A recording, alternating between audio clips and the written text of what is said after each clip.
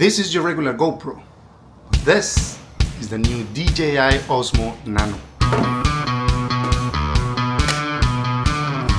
And one of its main features is that you can actually detach the camera.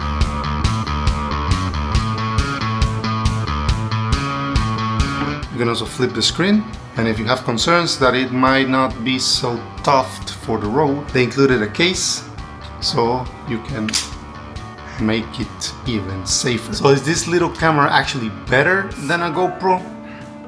Well, it depends. First, let's take a look what's inside the box.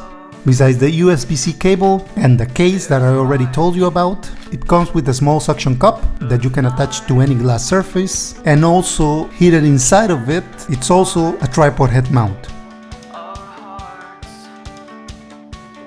It also comes with a magnetic clip that can be attached to a cap or a hat, and there is a magnetic cord as well that you can use as a necklace to put it in front of your chest. Since the camera has magnets, you can place it on any metallic surface. And you can also use the magnetic clip to tilt it up and down to have more creative angles.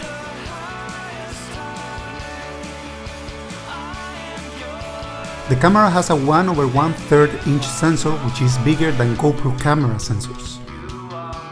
This allows more light in, better colors and less noise on shadows and dark areas. The camera weighs only 52 grams and it has the option also to change the front glass in case it gets scratched or broken. Comparing it to my current GoPro, which is the version 11, the image seems quite similar.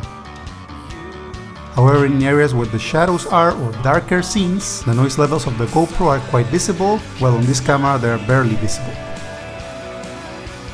And you might think that because this is version 11 of the GoPro, there's a huge difference between the last version, but actually GoPro has kept the same sensor size throughout the last 3 versions of the camera.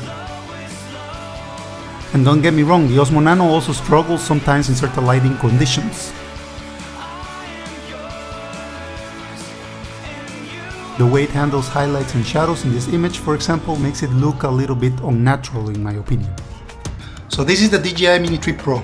It also has the same camera sensor in terms of size, which is 1/1/3 as the Osmo Nano. In theory, it's newer version, the Osmo Nano, than this one, but since it is the same sensor size, I want to compare the difference between them, because this drone is already 3 years old. At first, they look pretty similar, as expected. There is a difference with the focal length, as the Mini 3 Pro has a 24mm lens and the Osmo Nano has more like a 15mm one. I also noticed how the Mini 3 Pro is not able to really focus to a close subject, but even then you notice how the Mini 3 Pro still balances the light a little bit better than the Nano does. I do hope DJI improves this in future firmware upgrades of the Nano. I even already emailed them about this and they replied back that they were going to follow up on it. So in what ways is the Osmo Nano really better than a GoPro?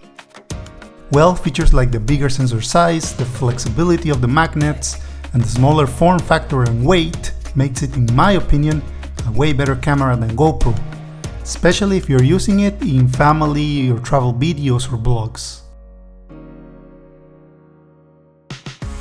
GoPro has become more focused on durability and action, which have made them bigger and heavier than initial versions. Also, the flexibility of having a camera separated from the screen allows you to frame shots in the right angle. GoPros, I will still recommend them for extreme sport, of course, and this kind of camera fits more on the simplicity of life, where having a small camera which weighs a fraction of GoPro but has better image quality is going to give you the shot that you need.